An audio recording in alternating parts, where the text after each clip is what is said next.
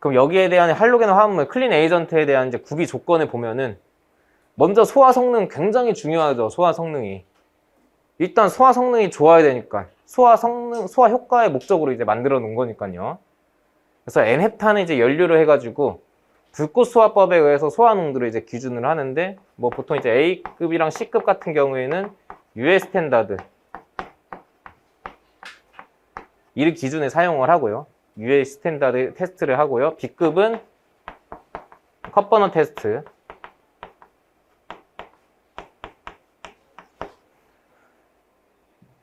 테스트를 해가지고 이제 소화 성능을 테스트를 하는 거예요. 실제로 이렇게 불을 N헤탄을 통해 가지고 불꽃을 만들어 놓고 소화 약재를 넣는 거죠. 그렇게 해서 소화 농도가 몇인지 판단을 해준다라는 거죠.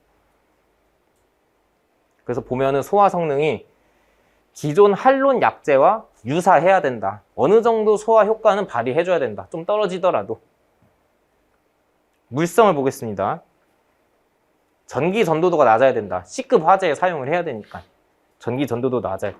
냉각 효과가 클 수 있도록 높은 비열이어야 된다. 우리 물소화 약재 배울 때 비열이 높으면 높을수록 열에 흡수되는 열 에너지를 많이 흡수할 수가 있는 거죠.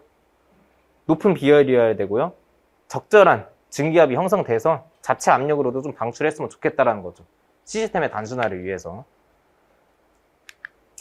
환경 영향성 굉장히 중요하죠. 오존층 파괴 지수가 낮아야 된다. 아까 우리가 봤었던 프레온을 기준으로 삼아가지고요.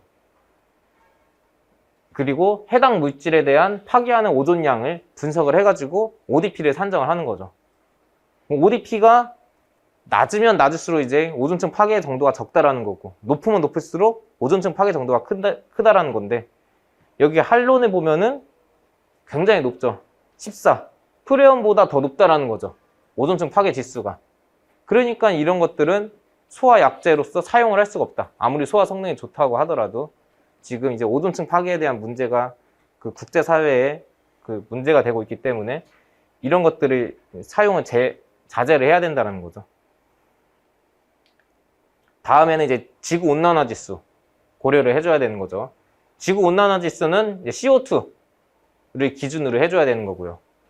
그리고 이제 해당 물질에 대한 지구온난화 정도를 봐줘야 되는 건데, 뭐 보면은 뭐 2800, 1900, 3800 굉장히 이제 크죠.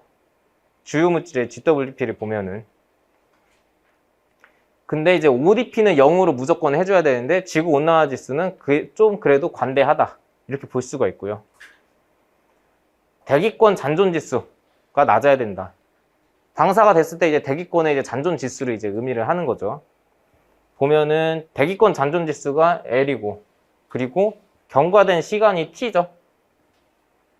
경과된 시간이 크면 클수록 당연히 이제 그 농도가 이제 낮아지게 되는 거고요. ALT가 이제 크면 클수록 농도는 높아지게 되는 거죠. 그래서 이런 부분들에 대해서 이제 고려를 해줘야 된다.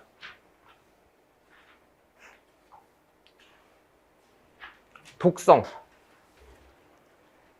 소화 설비를 설치하는 것 자체가 우리가 보통 이제 실 같은 데 많이 설치를 하니까 독성에 대한 고려를 무조건 해줘야 되는 거죠. 인체에 대한 독성, 이런 부분들을.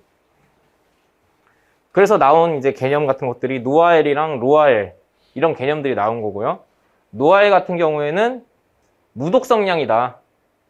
인간의 심장에 영향을 주지 않는 최대 농도다. 인간의 심장에 영향을 주지 않는 최대 농도. 이거는 이제 우리가 그 개념 정도는 알고 있어야 되는 거예요. 로아엘에 보면요. 사람이 이제 가스에 노출되었을 때 독성 또는 생리적 변화가 관찰되는 최소 농도. 그러니까 몸에 이상이 오는 최소 농도다. 그게 이제 로아엘이라는 거죠. 그리고 청정성. 소화 후에 이제 잔류물 이런 것들이 없어야 된다라는 거고요. 그래서 이런 것들을 이제 좀 고려를 해줘가지고 그 클린 에이전트를 좀 만들자라는 거죠. 이런 것들을 종합적으로 고려를 해줘서 소화 성능 좋게 해주고, ODP 낮게 해주고, ODP는 0으로 해주고, GWP, AAT 뭐 이런 것들 다 낮게 해주고, 그런 이야기인 거죠. 그리고 독성도 적게 해주고 잔류물도 적게 해주고